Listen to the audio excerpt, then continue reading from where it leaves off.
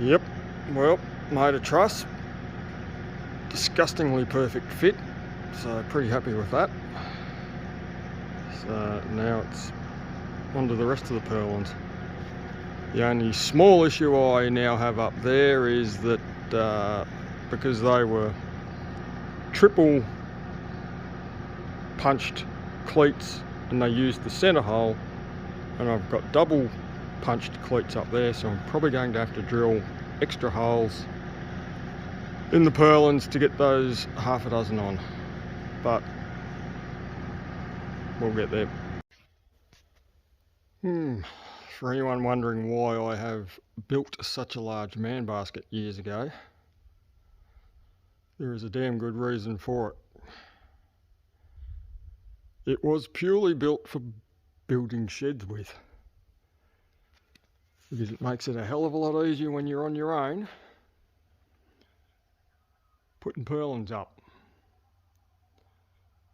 20 footers are fairly easy, you can almost do both ends at the same time, but these ones have a little bit of overhang, so that is quite easy. Those ones were a little bit,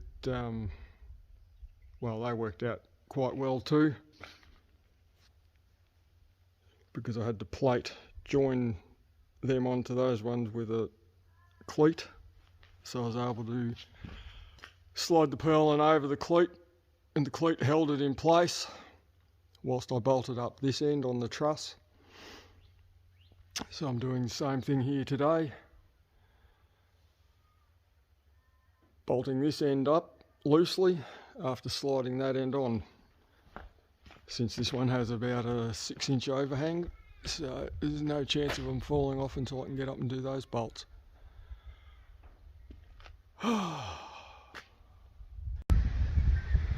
Well, not exactly the best day to be up here doing this, but it's got to be done at some point. So I thought I would tackle the short sheets to start with. But it is fucking cold, it is fucking windy, and they're going on successfully so far. So just got them up there on the forks of the tubby. Haven't had any issues. Shed is done as far as bracing for sag rods and purlin bracing goes. So everything's right to go. So just doing these short sheets now, overlapping 2 purlins, width overlap.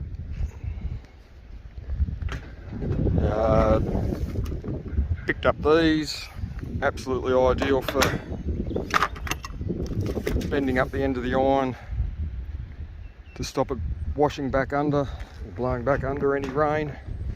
I was able to use them to flatten those ones out as well. Just reusing the screws that were in there for the top here before I put the ridge capping on when I sheet the other side. So yes, as long as I don't blow away, it's all ahead. Well, got that side sheeted, just got this side to do when the wind drops, whether it's tomorrow or Sunday or whenever. I'd like to get it done before any potential rain next week, so that doesn't turn into a quagmire under there yet again, and then I can start putting the packing sand in. So this is my work platform. Load the trailer with hay, sit the iron on top, stops it folding in half and flopping around and blowing away and carrying on and all the rest of it.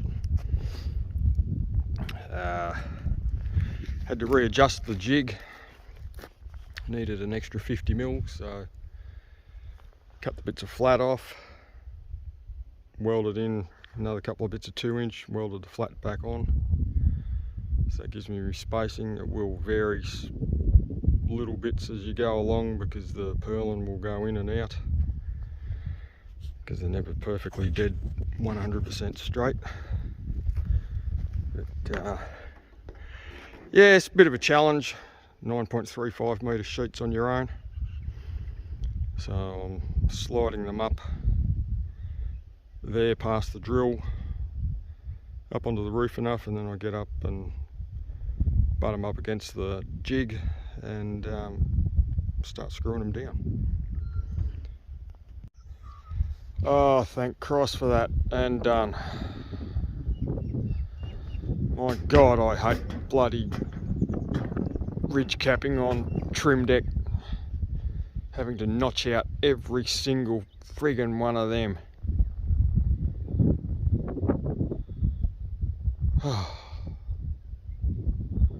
Absolute bloody nightmare.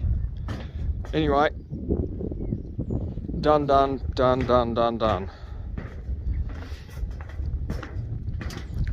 First sheet was a bit of a pain with the existing valley, but managed to get that reasonably right. So anyway, happy with that, considering how windy it was yet again.